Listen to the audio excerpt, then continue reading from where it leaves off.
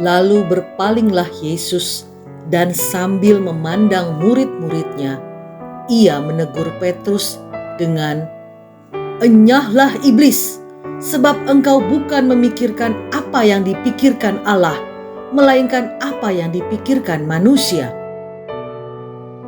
Bersama Tuhan, kita pasti bisa.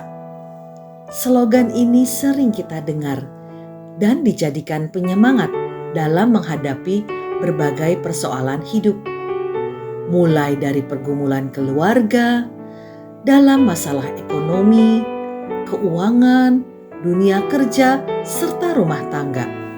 Namun tidak jarang mereka justru kecewa karenanya. Sebab pertolongan Tuhan tak kunjung datang sebagaimana yang mereka harapkan.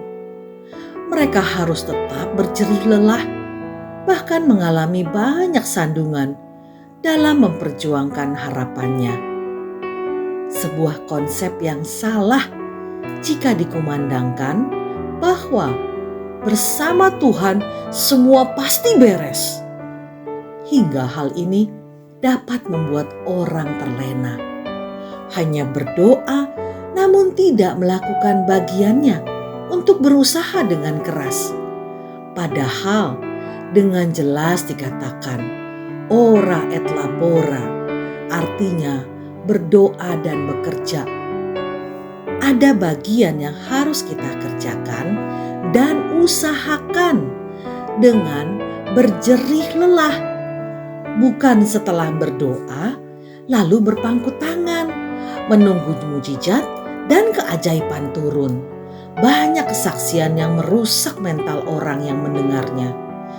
Mereka hanya menyaksikan hasilnya atau tentang kesuksesan, jalan keluar, dan pertolongan yang mengambil sebagian besar dari kesaksiannya. Harusnya mereka memfokuskan kepada bagaimana proses kesusahannya, jatuh bangunnya, jerih payahnya, usaha kerasnya, tangisannya, dan sebagainya. Memang ada pertolongan Tuhan, tapi kita juga harus belajar dan dididik untuk masuk dan mengalami masa kesusahan, masa penampian, masa dimurnikan, dan lain sebagainya. Kristus telah memberitahukan kepada para murid bahwa ia harus menanggung banyak penderitaan. Meski berhasil menghindarkan para murid dari kesalahpahaman yang menganggap Mesias adalah raja duniawi, para murid masih percaya Yesus akan tampil dalam kebesaran dan keagungan serta memulihkan kerajaan Israel. Pemahaman inilah yang menjadi dasar Petrus dalam menegur Yesus.